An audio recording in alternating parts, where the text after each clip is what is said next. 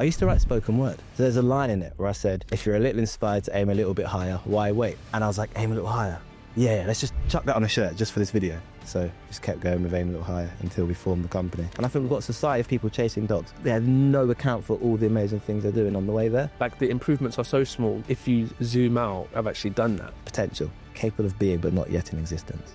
I was like, damn. Once you step back and look at all the things you've done, you're gonna just see some patterns emerge. So I saw a pattern of... Camille, welcome to the episode. Thank you very much, man. Let's kind of touch upon like what you do, because obviously this is my first time meeting you. Yeah, for sure. What does Camille do? So I run Aim a Little Higher, which is a personal development and training company. So we go into organizations to help them turn their organization into a high performance environment so that they can get the best out of young talent. So one day I could be in a school working with year 10s, trying to get them prepared for the real world.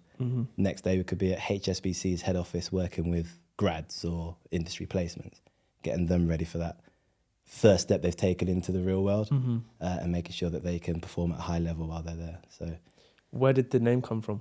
Do you know what? I used to write spoken word. Okay. And there was this video we were going to do, and I was nervous about putting it out. My dad was like, you need to put it out. So we put this video out, and I needed a shirt, so I wasn't just wearing something blank. So there's a line in it where I said, if you're a little inspired to aim a little bit higher, why wait? Carpe diem. That means seize the day. And I was like, aim a little higher. Yeah, let's just chuck that on a shirt just for this video.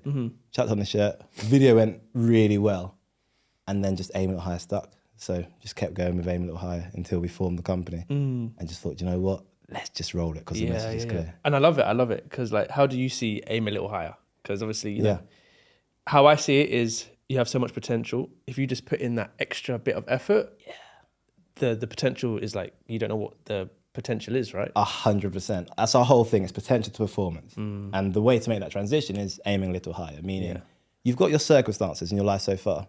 And the mistake a lot of us make is we look backwards to figure out where we're going. But your circumstances aren't really any of your business. Two random people met, had you grew up in a random place you didn't choose, went to a school you didn't select with a bunch of strangers you don't know. You had one teacher who really hit you and now you love that subject. Another teacher you weren't really feeling, so now you think that's not the subject for me. You get to 16, 17, 18 and your education journey has now told you what you're good at, what you're bad at. And actually, that's all just circumstance. So for me, that's your foundation, but don't base your future on what's happened before. Aim a little higher. So if you think you could hit there, chances are you could probably do a little bit better. So if we just push slightly more than we think, that's where we'll find some real growth and really see what we're about. And does the business or what you do come from a place of pain? Do you know? No, I'm quite the opposite. Okay. It comes from a place of joy and happiness. I had a beautiful upbringing. And it's not that my parents were loaded or anything like that, but I was blessed enough to grow up in a two-parent household where my mum and dad were all about personal development. So we'd be in the car listening to Zig Ziglar, Les Brown, that's amazing. Tony Robbins. They worked on Wembley Market. Okay. So from the age of like, as far back as I can remember, so 4, 5, 6, we're setting up this stall on the market every Sunday, selling music. They're putting a pouch around my waist, so I got to start serving customers.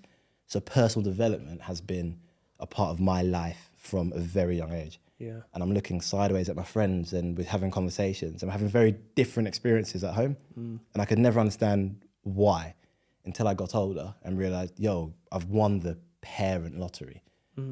But some of my peers aren't experiencing that same thing. So what if I could be that big brother that they never had? Share some of the pouring in that I got from my parents and give it to other young people. It's so important. My family, I would say I'm like your friends. Never was brought up in a place of, not to say that my parents didn't support me, but in terms of like motivation, they don't quite understand it, right? They don't quite understand how hard it is and the whole mindset. Like when I talk to my dad, he's like why, talking about affirmations here. Like, why are you talking to yourself? Like why are you doing that? Or like a vision board. We've got this joke. My dad he'll make sly comments like, oh, go put that on your little board there. They just don't understand. And it's really difficult from a parent's perspective because they're the ones that raised you, right? And it's like, if they don't understand, then they're kind of alone. Yeah, for real. And the worst thing is when they're saying, you know, the little vision board or don't have the goal, it's not even that they don't think you're capable. It's just, that's not their world. They don't know. So the best way to protect someone is either stop them from getting into danger or save them once they're there. So sometimes we've got parents parenting on stay away from the danger. So they're jumping in, and unfortunately, sometimes they jump in on dreams and goals. I want to go into this industry. Oh, well, I've heard, man, if you go into that industry, people be shooting you down. It's negative. You're going to spend 3 years going towards it and crash and burn. I don't want that for you. So let's play it safe. Yeah. So it's not even that they mean harm to you. They're trying to protect just in the worst possible way because they're limiting your aspirations. So it's a tricky one. But how do I get them to understand? Because I listen to Bob Proctor. Have you heard of Bob Proctor? Of course. Amazing. Of course you are. You're in personal development. My dad says that, let's see, you're watching this guy. He's brainwashing you. Yeah. And that's what he says to me. Damn. And it's like, what am I doing here? So how can I tell my parents, like, look, what he's talking about, I know it sounds a bit hokey and stuff, but it's true, right?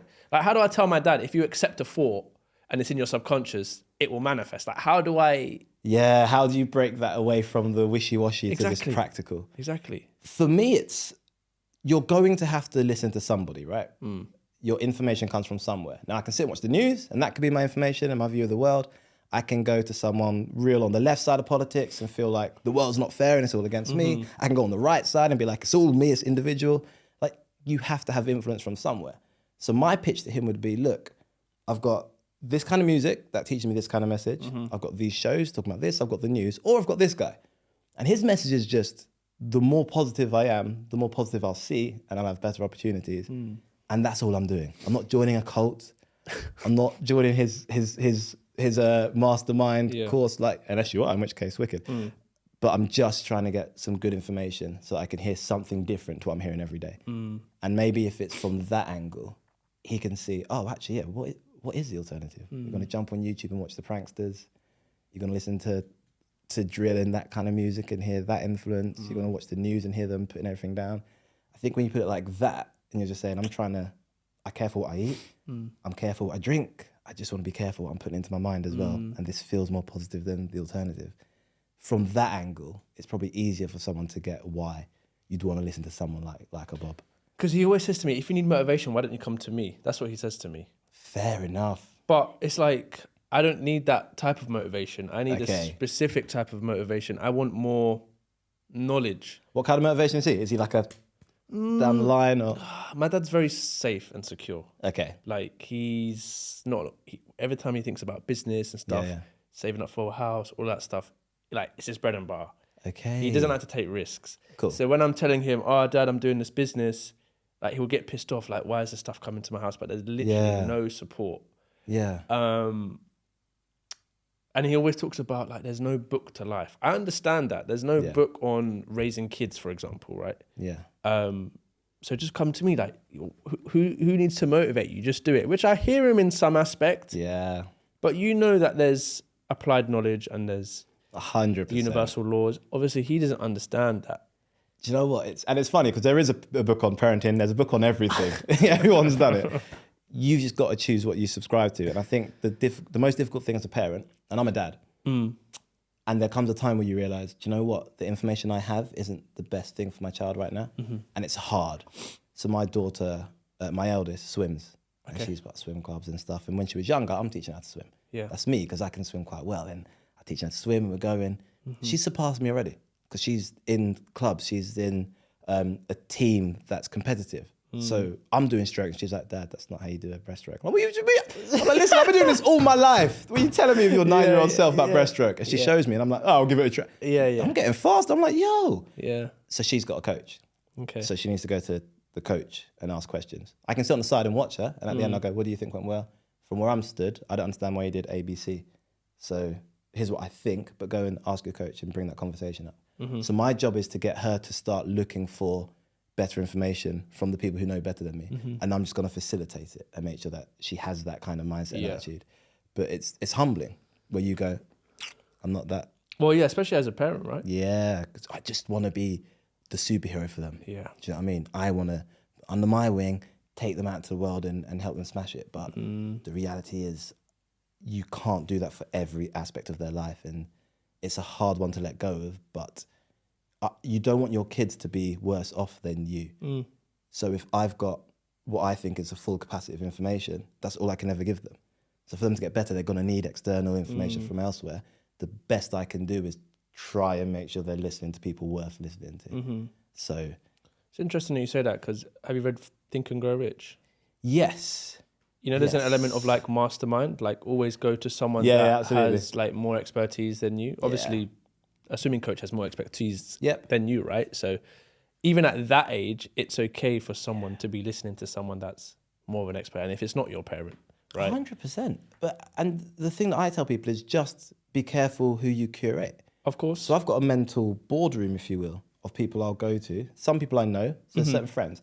I'll talk to you about football all day. We'll go back and forth about football, talk about football. Yeah. I'm never going to talk to you about business. Equally, I've got friends, I'll talk about business, but we're not going to talk about marriage. And I've sort of got everybody in. I know what you have to give me. I know what I have to give you. And I treat it as such. And it's the same with these other influences. So I know if I want to think about business and that kind of thing, I've got a few names that I trust and will go to. If I want to think about mindset, I've got a few names. If I want to think about health, and I dissect it like that, because there's no one who can give you everything. Of course. And that's where the danger is. Yeah. So maybe that's a pitch for your dad as well, of like, look, for my health or whatever your dad's thing is, I'm coming to you. I don't think there's anyone better. Yeah. But just on this thing, I'm curious of a different view. So that's why I'm listening to this. But I don't even think it would be like a case of it hurting my dad's ego or pride. Yeah. I generally don't think that. He just wants the best for you. It just, it's difficult. But on the topic of Bob Proctor, because whenever I speak to entrepreneurs, and I'm so amazed that people don't know who he is. I know, man. Rest in peace. I know, rest in peace. Like when I say Bob Proctor, they're like, no, I don't. I know there's other people that can share this information, right? But I feel like he's the gospel when it comes to this stuff. That's just me. In terms of mindset, universal laws, everything. That's who I study. Like I listen to the Born Rich seminar. That's literally what I listen to. Yeah. What's the biggest? Born Rich. Absolutely. Yeah, I love holding this. on to the key. Yes, man. I love this. What's the biggest lesson that you've learned from BP? Oh man, from listening to him, it was about the idea that you get paid on your ability to do the thing, the size of the problem, and the difficulty in replacing you. That three was that was game changing. So is there a need for what you do? What's the point in getting good at something where there's no need for it out in the real world? You can be the best person at painting trees. We don't need trees to be painted. So although you're the best in the world, there's no need. So is there a need for what you do? Then your ability to do it. Great. So you found the need. How good am I? And I love being able to just have an honest look at myself. And when something's not going well, I personally lean towards that means I'm not good enough. I'm not someone who will ever pull a race card. I'm not someone who will ever look at, well, if I was from... I don't like all that because I think it takes the power away from the individual. I just ask, what am I missing? Where's the deficiency in my knowledge, in my ability? And let me go and figure that out. So I love that as a concept. Yeah. And then the third one of the difficulty to replace you is the hardest one. But once you get to a point where it's difficult to replace you, you can start to charge what you want in business, or you know that your job is safe and you can start looking towards promotions, because it would cost us more to replace you than it would to just pay you a little bit more. So those three things were key that I got from Bob Proctor personally. Yeah, he's a great guy. A change on outlook. Yeah, people need to listen to him. I highly recommend people need to listen to him. Yeah, there's a few people out there, some good messages, man. And some go a bit more sort of woo-woo, if you will. Some people are just trying to get you into their thing and take some money out of you, and they're going to become millionaires by telling you how to be a millionaire, and you've got to be careful in that sense. But once you find someone good with something good to say, some good messages. Who else would you recommend for me, other than Bob Proctor? What's the main goal? The main goal? Yeah. In terms of life, or just in terms of that topic? Next 5 years, what's an area that you're like, I want to master that area? I want to master. See, this I always struggle to answer this because I'm juggling so much at the moment. Yeah. I've obviously got my job, I've got this, and then I'm in property. I would say those are the three areas that it's like, what do I do? Do I just cut one? Do I cut two and just focus on one? I've thought about that. I've thought about stopping the podcast. Okay. I've thought about, do I just cut property and focus solely on the pod? Yeah. I would say from a podcast perspective, just keep doing what I'm doing. Give them my all. I told myself when I start this, there's no monetary value. I just want to speak to people like you, amazing people that have stories to tell that resonate with the audience. Right. It's a bit diminishing when you put so much effort in, you have such great guests, and the numbers are low. Yeah. So I would say just continue building the pod. Property, I'm a bit all over the place with that. And again, with my job, really. I'm a bit, it's a hazy topic for me, Kamal, you know? So for me, I always look to try and help people find three things, which is clarity, confidence, and communication. Okay. And clarity is the first one because, like you're saying, you sit there and you're sort of like, well, that lane looks good, that lane looks good, that lane looks good. And you can get to a point where you're giving 33% to each one. So you never find out which one would have been the top one. Yeah. So I'd almost ask, is there a way where you can set things up in a way where you don't need to deal with some of the less interested, mundane side of it? So your podcast.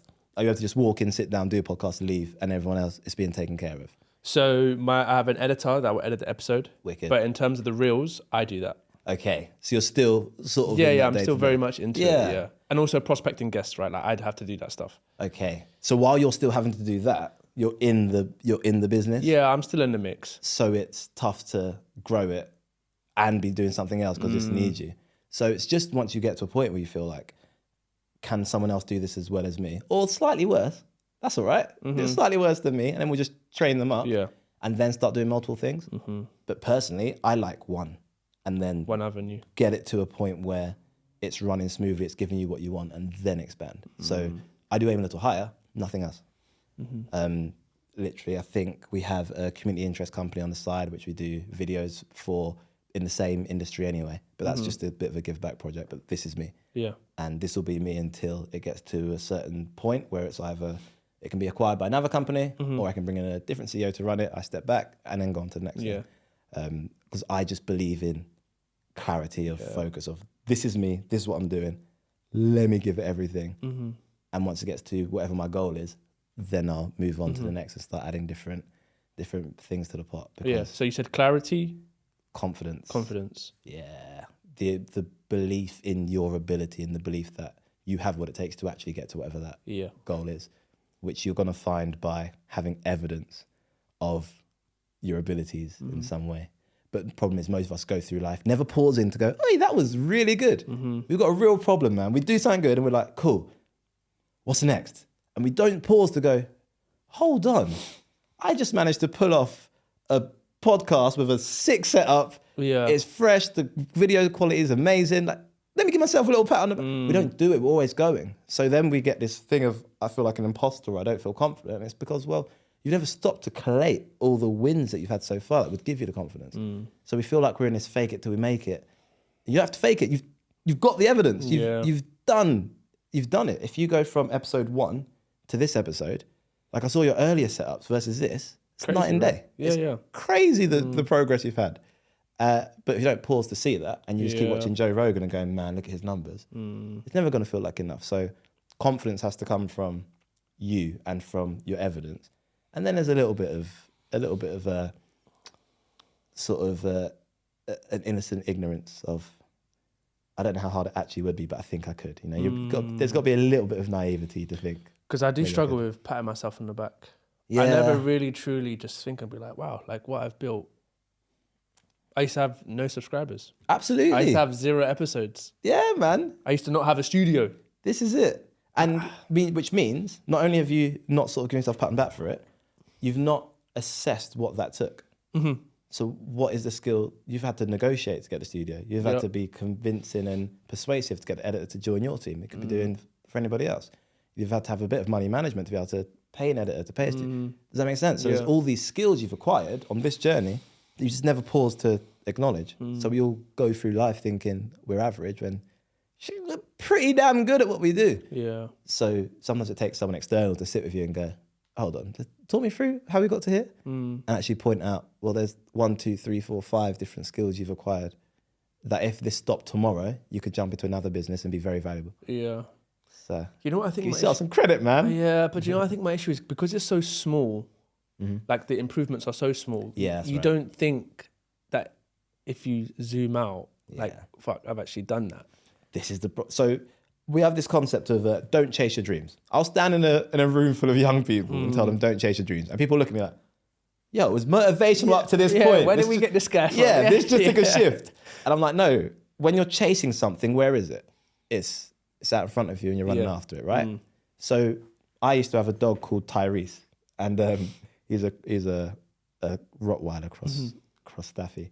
And anytime you open a door, this guy would run down the street. So now I got to go down and try and chase him with like a hot dog in my hand or a sardine, like tie.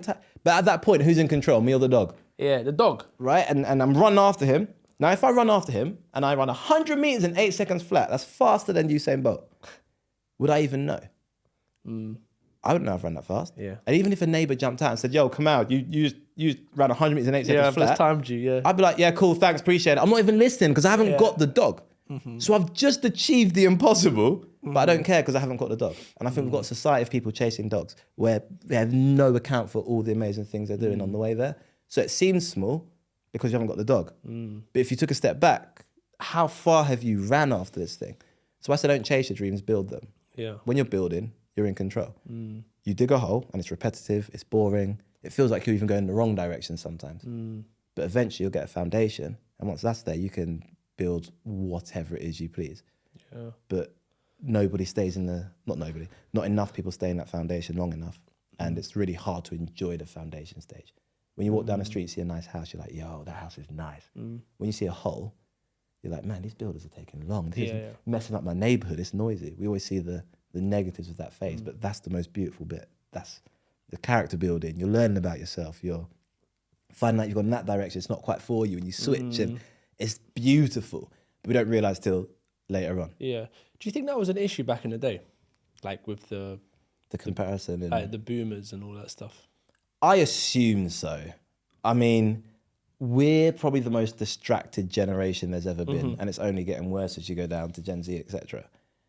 So I think we're more aware of the other things that are going on than perhaps some of our elders were, in the sense that they had their community.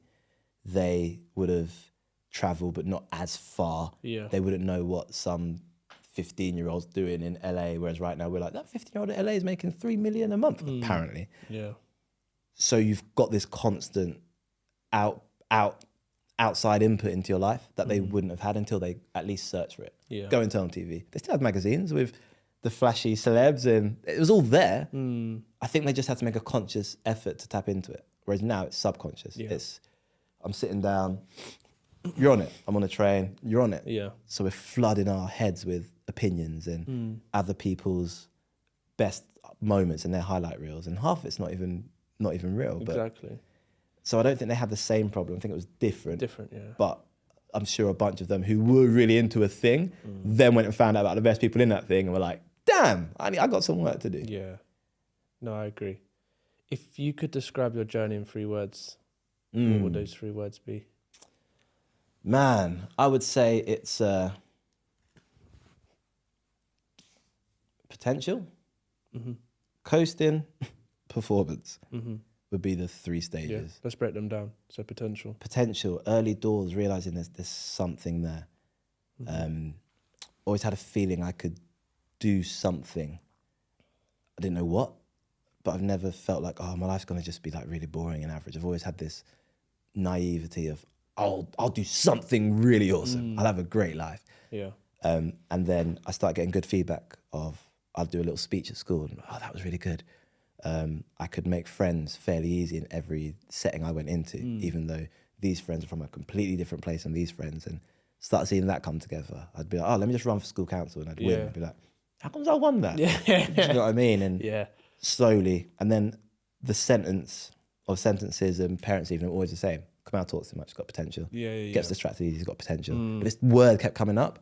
I said to my dad, yo, Dad, I got potential. And he's like, do you know what that means? I was like, yeah, it means I'm going to be the best. He's like, get a dictionary. And I saw it, potential, capable of being, but not yet in existence. And I was like, damn, they're saying something's there, but it's not in existence yet. I can't be satisfied with that. So we switched my whole mindset from being someone who's happy to know that one day I'll be great to someone who wants to go and be great. So potential can be really comfortable because people are telling you, you're going to make it, man. You're going to be great.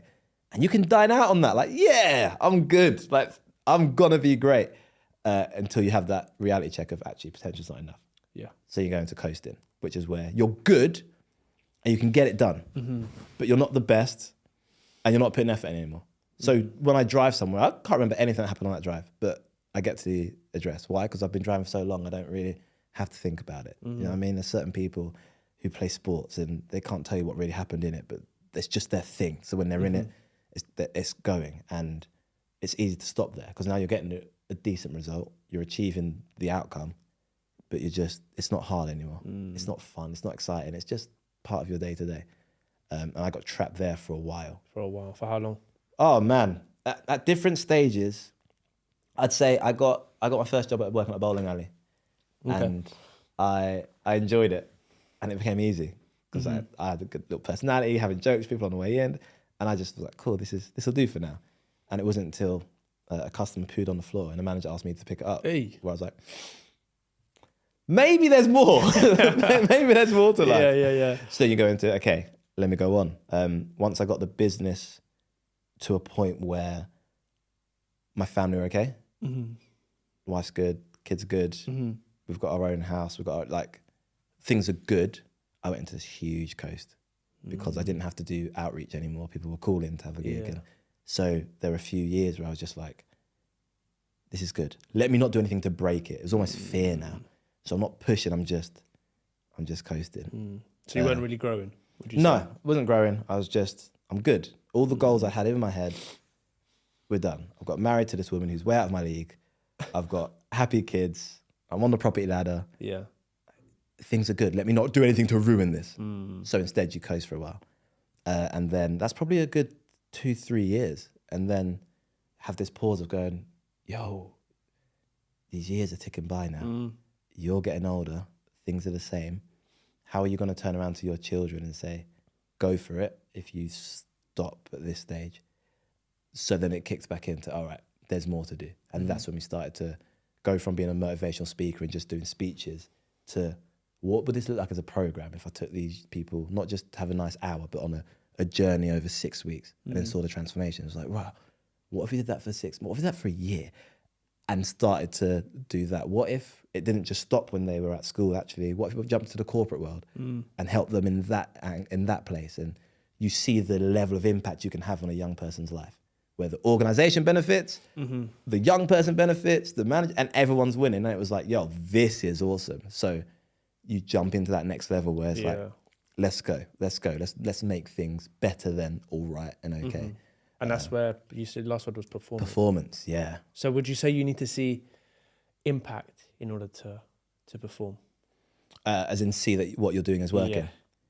To like really think like, I'm creating impact. I can't coast anymore. I'm creating impact. Yeah, we need to be careful. I think we're in a generation where not in a generation, but in a time where we're overcorrecting for a lot of things and we're going too far. So we are in a place where people are offended very easily, where we're double checking what we say, where we don't want to say the wrong. I've seen people like try to describe me and not use the word black because they feel really uncomfortable. Like, oh, it's the tall guy, he's got a white shirt. It's like, it's the black guy, it's all right. Yeah. And we're really uncomfortable. So we're overcorrecting too much. And I think that overcorrection is happening everywhere, whereby nobody's being told directly, you're not actually good enough. And if we get told we're not good enough, we're offended. So we've created this world where whatever my opinion is the truth. So I think I'm a performer, so I'm a performer. And it's like, no, you need to have an element of outside, external feedback. Not validation, not likes on your Instagram, but feedback. You did this job, did they hire you back again? That's feedback. I'm married. Is my wife happy today and tomorrow? Yep, great. Is she thriving in her own space? Or is she just supporting me and I'm good? That's external. Yeah. So we have to get back to this thing of, yes, you should feel good about yourself, but you also need some kind of objective level to know, am I performing or am I just doing good enough? So yeah, I think outside input is vital. But do you think that can be dangerous in terms of people failing and people listening to too much of what people say and they use that as validation and then they end up failing? Do you know what? Everything's a fine line, but I lean more towards the brutal truth is going to help you. The wishy-washy, it's going all right, isn't serving anybody. So when I finish a speech and people come off and go, yo, that was really good, I'm like, thank you. I don't grow.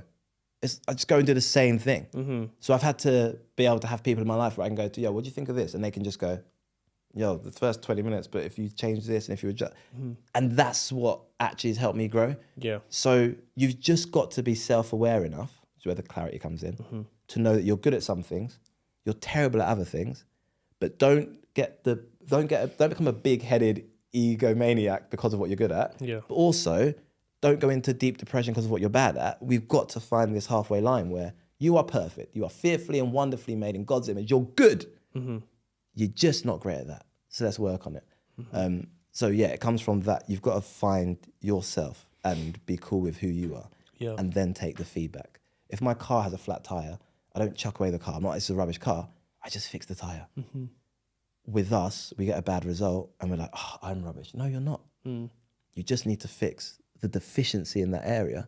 So let's make a plan to do so. Yeah. So yeah, it is a fine line. Yeah. No, you explained it well. And what's your views when you hear everyone has the ability, but not everyone is willing to do? Ooh. Like when I heard that, it gives me goosebumps because it's like everyone has the ability. Everyone has the ability to go to the gym.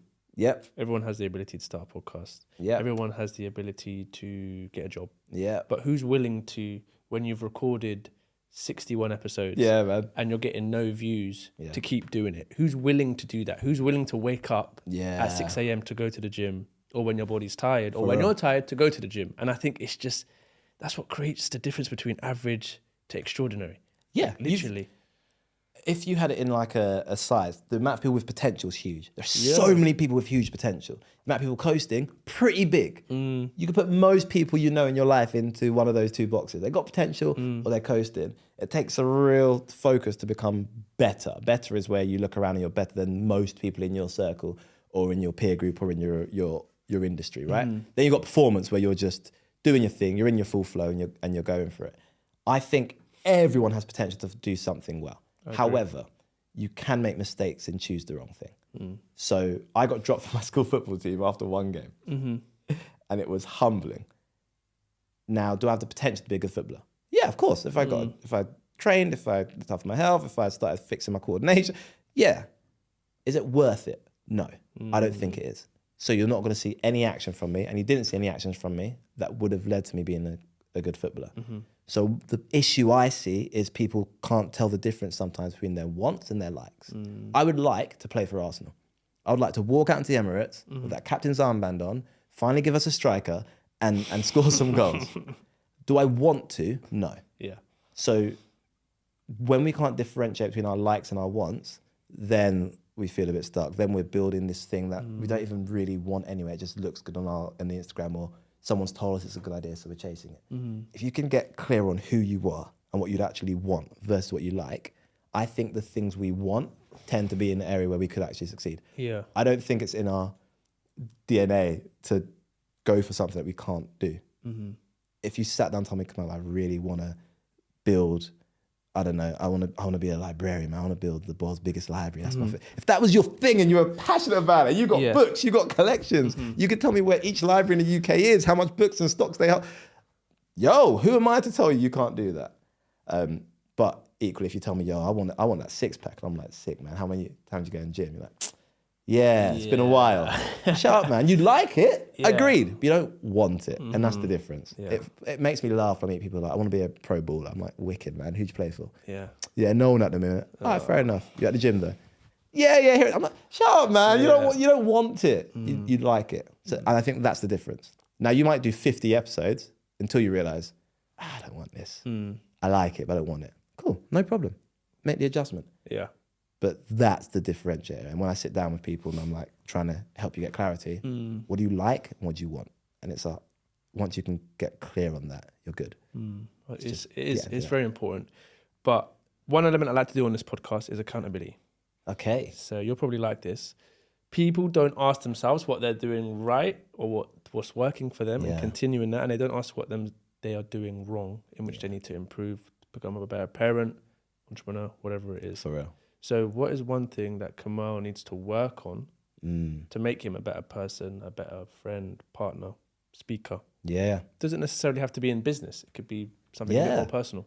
Personally, the word is consistency. I need to be more consistent. Okay. In what areas? I can do some great things in fitness. Okay. So I've just signed up. I've got myself a strength and conditioning coach because I'm like I love a program. Get an advert. Yeah, I'll buy the program. That's boom, literally boom. like me. Let me do it, man. 3 weeks. I see a little. If I get a compliment, yeah, your arms. I'm like, I've won. I'm done. I'm out. Then I put the weight back on. I'm like, all right, cool. Let me. Yeah. So consistency, which is why I've now had to go and get a coach because I know he'll be on my case. You know, shout out Sam. I know he'll be on my case. So that will help me have the consistency there. Anytime I've fallen short, it's because I've stopped being consistent. Okay. I'll do all right on LinkedIn. We've brought some clients in from LinkedIn, but am I posting every day? No. Well, if you did, you might have that result repeat a few more times. So for me, it's consistency. Sometimes I can have these amazing flash in the pans. It's like, whoa, that's awesome. But for some reason, not do the same thing again to just have that same result. I like new. I like, okay, cool. How do I? Whereas actually, right now, the job I'm going through is stripping back. So I've stripped back a bunch of stuff in the business. I've stripped back a bunch of stuff personally. I've stopped doing about a year or so ago, I stopped playing video games, just stripping stuff out where I'm like, what are the main core things that I can do and do well and be consistent with? And that's the big change for me. So yeah, consistency is always massive. Yeah. And I think a lot of people lack in consistency. Most people, man. Yeah. On the flip side, what's one thing that you're really proud of? And don't be humble. Like, what's one thing that Kamal's doing really well that he's really proud of? Do you know what? I think I am, right now, I'm proud of the way in which I am communicating. I think I've finally got into like my bag where I'm confident and comfortable in letting you know what we're good at. I used to be a little bit too humble. It's like, oh, we think about you and this. Oh, that's fine. Check me have a business. It's all right. Or what's your price? It's this, but maybe, and sort of be a bit hesitant. Yeah. Someone's like, yo, we've got you as a speaker. We've also got this person, and we're thinking between the two. And I'm like, all right, well, what are they charging? Let me just My wife was magic in that. And one time, this place was picking between me and someone who's like climbed Mount Everest. And I was like, I ain't climbed Mount Everest, man. And she was like, yeah, but they're a mountain climber. You're a communicator. You communicate with young people for the last decades. You've helped. And I was like, oh yeah. So I said, no, don't worry, go with them. A year later, they called me back up and said, yo, can you come in and do it this year? And my wife was like, do you see what I'm talking about? Yeah. So having that confidence now to just go, do you know what? This is what I'm good at. This is my lane. Let me communicate that effectively and stand firm on what I stand for. And I think that's been a real positive. And keep doing it. Yeah, for real. So yeah, I'd say it. Improve, get that consistency up. But what's going really well is that communication and confidence in what we do. Because I think when you're in a personal development space, everyone looks to you and thinks that you're like perfect. Do you get that? Everyone thinks that you're doing everything right. And they're like, can you just like tell me what to do and like just give me your actions? But realistically, we're all human. We're all human, man. We're all human. People say, Kamal, like, are you always this upbeat and positive? No. Someone cut me off on the road on the way here. It got me angry, man. I missed the train. Like, things happen. It's just, you know when to turn it on and turn it off. I am a firm, strong believer in the power of marriage. I would encourage everybody to get married. I think it's the most beautiful thing and it gives you peace. So when I'm with my wife, she's not getting this, hey, what's up, man? She's getting the relaxed Kamal. She's getting the stress Kamal. She's getting the worried Kamal. She's getting the confident Kamal. She's getting the curious. She sees all that at home, but I'm not serving you by bringing it here, so I don't. And I think people forget that people have hats. We've all got hats. You in front of your dad can be different in front. The boy's gonna be different on the podcast. And that's cool. And we forget that sometimes. So we look at someone and see this and like, man, he must always be this inquisitive. I bet you're in co-op asking a person how long you worked here and what's your favorite. I just forget that. No, that's you in this setting. And do you know what I mean? No, so it happens. It happens. People see you and like, yo, you must always be this energetic and confident. You're like, no. If I came in here and you said, change the plan, Kamal, let's talk about biomedical science. Mr. Confident is gone. I'm outside. Exactly. I'm stuttering. I'm nervous. I'm fidgeting. So yeah, man, it's people see it as that, and I just try to remind people as much as possible. We're all just humans, man. It's important. It is very important. But what advice would you give to a young person trying to make it or just trying to get by? Number one is experiment. This idea that you've got to have it all figured out by the time you're 25, I think is nonsense. experiment. Go and treat everything like an experiment. Give yourself a minimum time you're going to try the thing to see the result, and then decide if it's worth the sacrifice to keep on doing it. If you step back and treat it like an experiment, you free yourself from it having to be, this has to be it. You want to try property? Go try property, man. Experiment with it. You might lose some money. You might make some money. But at least you'll find out if it's for you. You want to start a podcast? Commit to 20 episodes. Do the 20. At the end, decide. Is this interesting? Is this something I want to pursue? Does this match my skill set? Experiment first and use experiment to gain clarity. Learn about who you are, learn about what you want, learn about the opportunities out there in the world, and then make some decisions from there.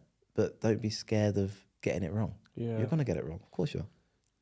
Do you feel like people walk away, what's that saying, 3 feet away from gold or something like that? Oh, absolutely. Do you feel a lot of people just, if they had that, I'm one of them. I had a podcast in 2015, man. That's very early on. I was interviewing Purcell Ascot. Was on. Tiger Drew Honey he was on Outnumbered and stuff. Like, I had a podcast that was running. It was going great. I just got bored. I was like, oh, this is cool, man. This has been fun. What else could I do? Oh, let me jump on that. Which has been the story of my life as a young person. I had a business running, doing club nights.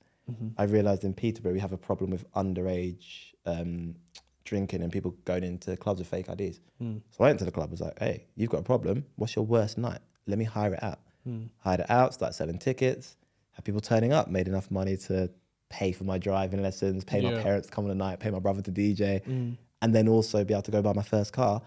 And I was like, cool, I've done it now. What's next? Let's move on. So I really had that habit of, let me jump. And once you step back and look at all the things you've done, you're going to just see some patterns emerge. So I saw a pattern of communication.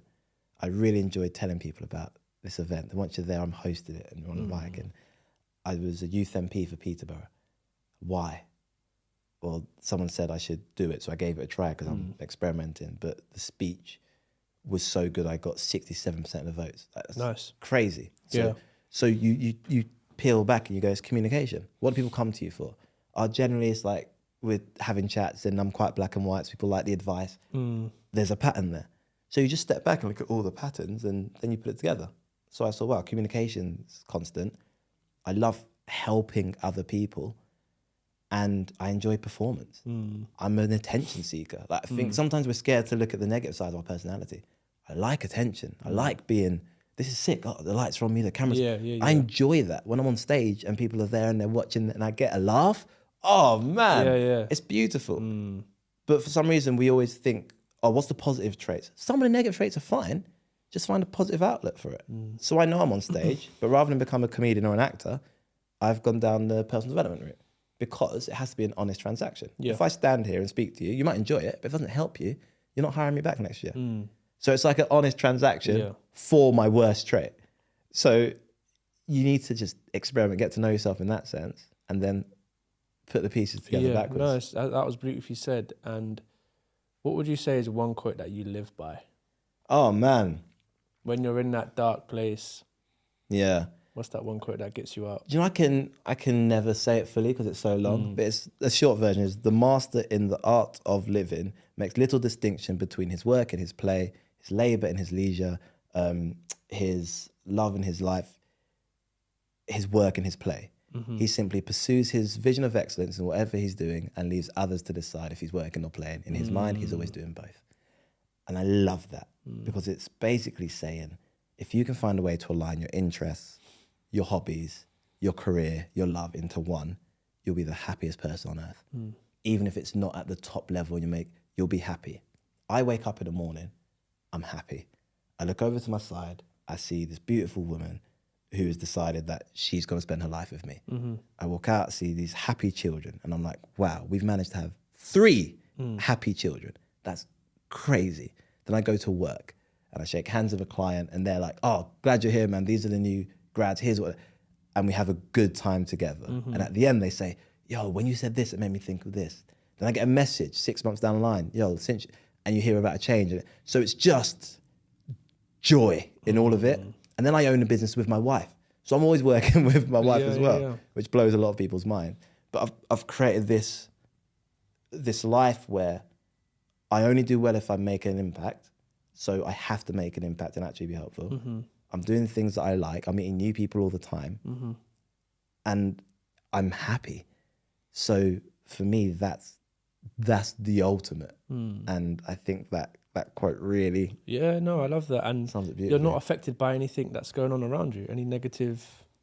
Obviously, you have That's almost completely true. Obviously, you have your blips, but it's like, man. It doesn't have, No, the foundation's solid. Solid. So it could be windy outside, but the foundation is solid. Yeah. Like, I find myself in church almost every Sunday, and I'm on my knees every night praying. And it humbles you. Like, just that collection of, I've got my faith, I know that I'm covered, I've got God right there, I've got Jesus already made the ultimate sacrifice for me. I've got the guidance of going to mass every Sunday and hearing the word and hearing the homily, and like having that humility back to realize it's not all about me, it's way bigger. And then the next day I'm in front of an audience. It's just, everything's there, and it just really keeps you grounded. Now, bad things happen.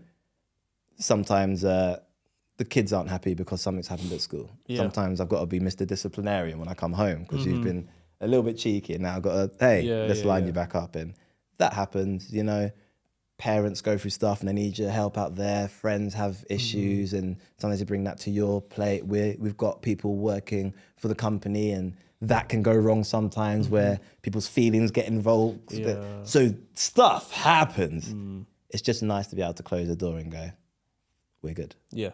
Yeah. Yeah, I love that. I think it's so beautiful. 2 more questions for you, Kamal, because I'm weird of time. Who's had the biggest significant on your life and why? Oof. It's a really tough one because my life's almost in stages. So my childhood up to the age of 18 is my mum and dad. Yeah. Are just the absolute rock, giving me guidance, support, giving me the freedom to fail. Go and try it. I left school at 16, 17, after getting straight A's at GCSE because I messed up my marks. My dad had a serious word of me, sorted it out, 7 A's, 2 A stars. So now my whole school's like, well, you sixth form uni, you're set, pick any uni in the world. And instead, I do 1 year of A-levels and then become youth MP, go to a meeting, not being taken seriously. And I'm like, this isn't good enough. I want to do this full time. And my parents are like, okay. Like, cut your being a top student, cut it, go do the volunteering for a year. It's not even paid. Go do it, see what you learn. But if you stop taking it seriously, you're going back to school. Yeah. Like that kind of freedom to give it a try and fail was beautiful. So they gave me that. Then you go into my 20s. I met my wife when I was just about to turn 19. Date number 1, she sits down and says, by the way, if you can't see yourself marrying me, having kids with me, don't waste my time. Yeah. And I was like, I've never met someone with such clarity on her standards and what she wants. This is beautiful. Where do I sign up? I didn't even know if she was serious, but I was like, where do I sign? So a year later I proposed and married by 23. And her impact in my life has been significant through my 20s, from going to boy to man. She saw potential. I didn't have the results.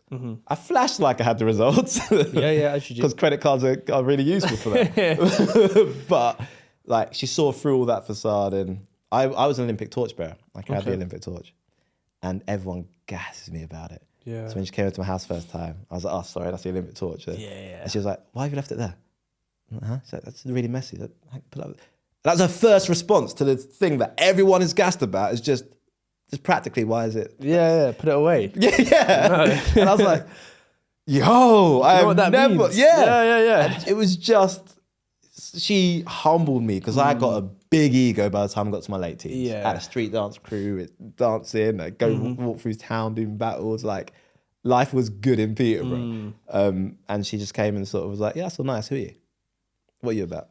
Yeah. Where are you going? And it was like, whoa, she's seeing through all this stuff that everyone normally talks to me about or credits me for. And she's just like, who are you? Which made me develop, actually, who am I? So for my 20s, I'd say her impact and giving that peace at home has been huge. And then from there, I have a set number of mentors, man. I got my boy Jackson, who's mentored me through going through speaking. I turned to some business guides for that. I was blessed enough to grow up in a time where we had youth clubs. So like Jason Horn, Javid Ahmed, like Bev Heald, those kind of people, Jenny, the people who are there as youth workers, just having your back. You know, I had a school where the teachers, Becky Barnes specifically, would take us out of the playground and give us a dance studio to develop that skill. And you just had people around you who have had an individual influence that are huge. But if we look at the whole decade, it's like parents, wife. It's changed over time. And that's been huge. And then a client of mine actually called Bill had a huge impact. I don't think he even realised just how big in bringing me to Catholicism. Okay. Because about 2 years ago, me and my wife buy a Bible on the exact same day, which is weird, and start to explore faith. And we get into a church, we get baptised, and it's beautiful. And then I meet Bill, and we're chatting, and he's like talking about his faith. And I've always had this negative view of Catholicism. And then he just spoke in a way that wasn't judgmental, was just open. Oh, here's what I do, here's what I do. And I could ask him stupid questions, and it made me go, all right, let me look into this.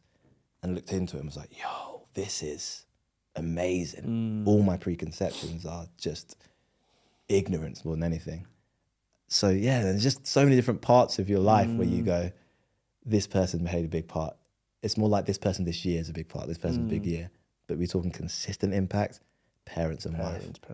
That's and you've got to choose carefully when you're looking to get married, man. Yeah. Choose someone who's going to add to you, who's going to support you, who you can also support, so that you're both constantly growing and moving together. And those values just have to be aligned. Yeah, I love that. Get that right? Life is good. Yeah, life is good. I love that, Kamal. Last question for you. Obviously, the podcast is called The Endless Race. Yes. I feel like we're all running this endless race called life. There's endless failures, endless successes, endless potential. For real. There's always someone above you, there's always someone below you. Yeah. And that will always be the case, no matter where you are. It doesn't matter. It doesn't matter. 100%. So when you hear the word or the phrase, the endless race, how do you interpret that in terms of life? Matt, build, don't chase. You're on a constant journey. You're going to have high potential, figure it out, start coasting. You're going to get better than people around you. You're going to become a high performer. And then you're going to get to a point where you want to enter a new arena because you're like, I'm smashing it here. And you're going to get there and be humbled again. And you're going to go back to coasting. And you're going to build up again. And your whole life is that cycle over and over again until you get to a point where you're like, this is me. And not because you're settling, because you're truly fulfilled and happy and you need nothing more from that area of life. So marriage done it for me. I used to be a right flirting, chatty chat. Met Eliza, I'm good. I have reached the optimum that I will ever reach in this department. Tick. So I'm not looking anywhere anymore. Yeah. Business right now, I'm building it. So until I get to a point where I'm like, I'll keep on doing that. So when I hit endless race, I just see potential, coasting, better, performance, next level. Okay, I'm back to potential. Let me go. And you constantly just keep on replaying that until you don't want to play that game anymore. No, it's interesting. Like I've never thought of it in that sort of cycle. That cycle. So yeah. Frameworks help put everything together. Yeah, no, they do. And that's the one that we go and teach and share with people so they can put everything they're doing into perspective. Yeah, no, it's beautiful. But Kamal, it's been a pleasure. Where can the people find you? Hey, thank you very much for having me, man. It's worries. Beautiful to have a chat with you. We're at www.aimalittlehigher.com and it's Kamal Ellis Hyman on LinkedIn. That's the best place to connect with me. Yeah, we'll link you all in the description and stuff. I appreciate you, man.